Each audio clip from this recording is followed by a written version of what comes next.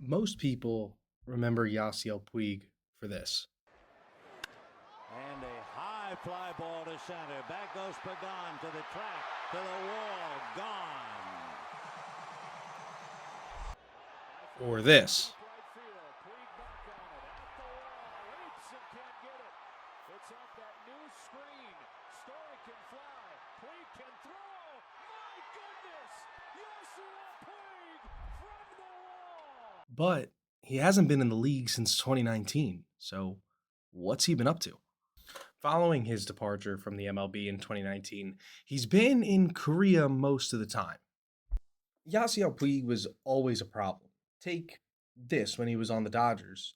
He starts talking to the catcher and things get heated after he's mad at fouling a ball off, and all of a sudden, the benches start clearing because he pushes them. Once he's out of the MLB, he ends up in Mexico, where he gets drilled by a fastball, and he stares him down, and we're talking again, and all of a sudden, here come the benches. Where's he at in 2025, you ask? Well, it's good to see that nothing has changed even in the slightest. Thrown at, here come the benches. However, that doesn't keep him from moments like this.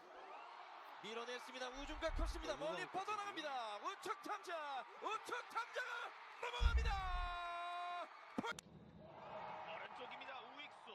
부이가 잡았고, 자 강한 어깨의 부이그냐, 3루자 태경이냐, 태경 아웃이에요. Maybe just a quick side note, but I also absolutely love the umpire here. Take a peek down low. Oh yeah, he's out. Goodbye. He's always been a bit of a troublemaker, but it's also nice to see him in the Korean League, not only balling, but also just playing baseball and playing with his heart like he always did.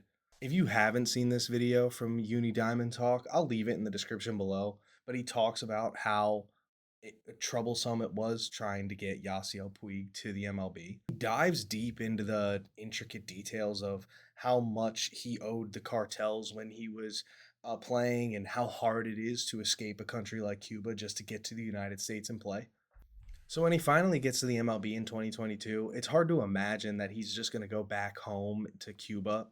He actually goes into it a bit in this video that he really doesn't have a home in Cuba anymore. He can never go back. So the only thing he has in life is baseball. And though he may be the one to start some issues, and maybe this is the reason he's been blackballed from the MLB, also plays like this one, where he hits a home run or he dives for a catch.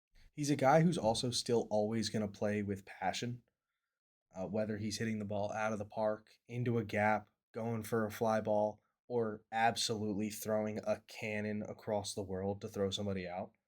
He enjoys the spotlight and he enjoys the bat flips too. It also helps being really good at the sport.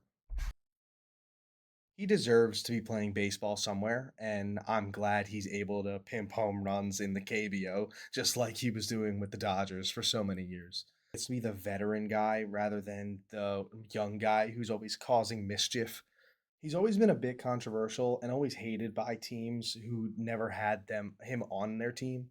But I think that just goes to show that somebody who loves the sport as much as him and plays with as much passion as him and is not going to take shit from anybody is somebody and exactly the person that you would want to be back in the league. I mean, sure, he might be a little controversial and maybe a bit of a hothead, but then you watch plays like this where he casually catches a fly ball and absolutely guns somebody out by 10 feet to the point where the runner has to run into the catcher. I don't think enough people care or remember where YASIEL Puig came from. They saw an arrogant guy who ran into some off the field trouble and a guy that they're told they're not supposed to like.